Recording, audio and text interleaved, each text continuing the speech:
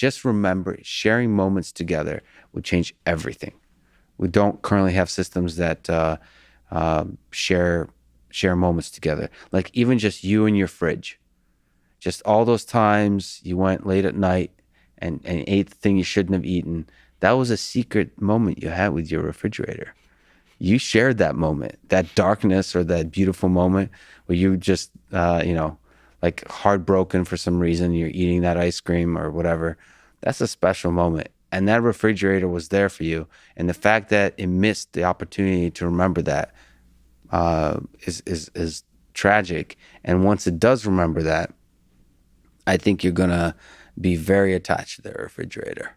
You're gonna go through some hell with that refrigerator. Most of us have like in the developed world have weird relationships with food, right? So you can go through some deep moments of trauma and triumph with food.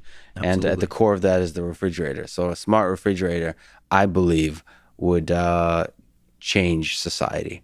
Not just the refrigerator, but these ideas in the systems all around us. And the way you describe the relationship to a refrigerator is so, I want to say human-like, but I'm almost reluctant to say that, because what I'm realizing as we're talking is that what we think of as human-like might actually be a lower form of relationship. There may be relationships that are far better than the sorts of relationships that we can conceive in our minds right now, based on what these machine relationship interactions could teach us. One of the biggest problems with YouTube and social networks currently is they're optimizing for engagement. I think if you create AI systems that know each individual person, you're able to optimize for long-term growth, for long-term happiness. Of the individual? Of the individual. And there's a lot of other things to say, which is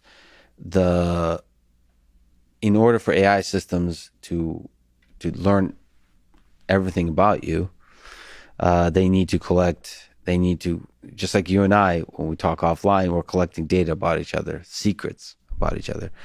The same way AI has to do that. And that that requires you to rethink ideas of ownership of data. I think each individual should own all of their data and very easily be able to leave. Just like AI systems can leave, humans can disappear and delete all of their data in a moment's notice, which is actually better than we humans can do. Because once we load the data into each other, it's there. I think it's very important to be both, give people complete control over their data in order to establish trust, that they can trust you. And the second part of trust is transparency. Whenever the data is used, to make it very clear what it's being used for. And not clear in a lawyerly legal sense, but clear in a way that people really understand what it's used for. I believe when people have the ability to delete all their data and walk away and know how the data is being used, I think they'll stay. When life feels unbearable, I remind myself that I'm not a person. I am a piece of software running on the brain of a random ape for a few decades. It's not the worst brain to run on. Have you experienced low points in your life? Have you experienced depression? Of course, we all experience low points in our life, and we get appalled by the things, by the ugliness of stuff around us. We might get desperate about our lack of self-regulation. And sometimes life is hard. And I suspect you don't get through your life, nobody does to get through their life without low points and without moments where they're despairing. And I thought that let's capture this state and how to deal with that state. And I found that very often you realize that when you stop taking things personally, when you realize that this notion of a person is a fiction, similar as it is in Westworld, where the robots realize that their memories and desires are just stuff that keeps them in the loop, and they don't have to act on those memories and desires, that our memories and expectations is what make us unhappy. And the present rarely does. The day in which we are, for the most part, it's okay, right? When we are sitting here, right now, we can choose how we feel. And the thing that affects us is the expectation that something is going to be different from what we want it to be, or the memory that something was different from what you wanted it to be. And once we basically zoom out from all this, what's left is not a person. What's left is this state of being conscious, which is a software state. And software doesn't have an identity. It's a physical law.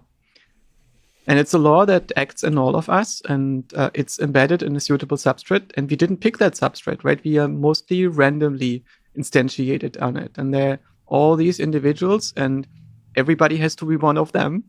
And eventually you're stuck on one of them and have to deal with that. And I think that our consciousness is largely a control model for our own attention. So we notice where we are looking, and we can influence what we are looking, how we are disambiguating things, how we put things together in our mind. Mm-hmm. And the whole system that runs us is this big cybernetic motivational system. So we're basically like a little monkey sitting on top of an elephant, and we can prod this elephant here and there to go this way or that way.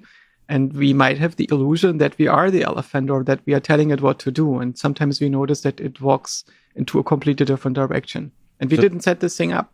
It just is the situation that we find ourselves in. How much prodding can we actually do of the elephant? A lot.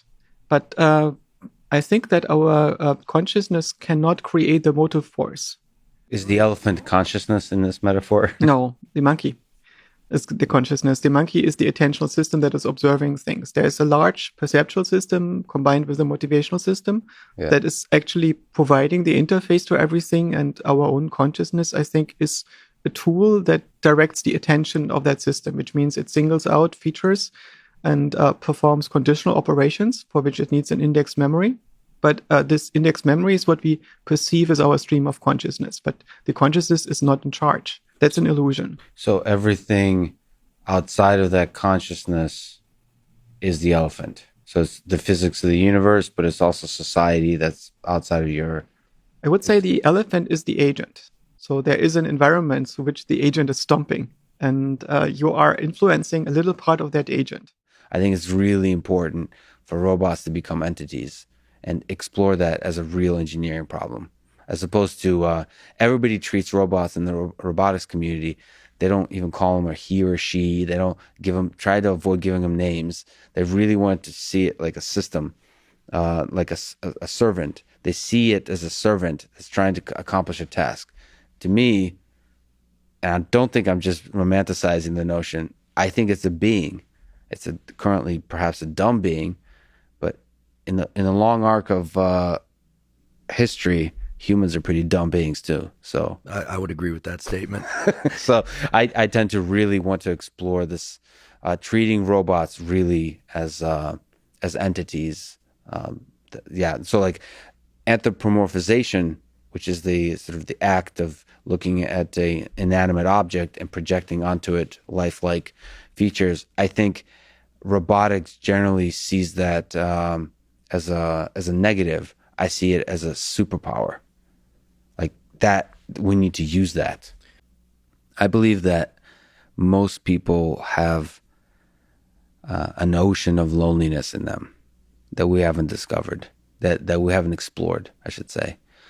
And I see AI systems as helping us explore that so that we can become better humans, better people towards each other. So I think that connection between human and AI, human and robot, is not only possible, but will help us understand ourselves in ways that are like several orders of magnitude deeper than we ever could have imagined. I tend to believe that. Well, I have very wild levels of belief in terms of how impactful that will be.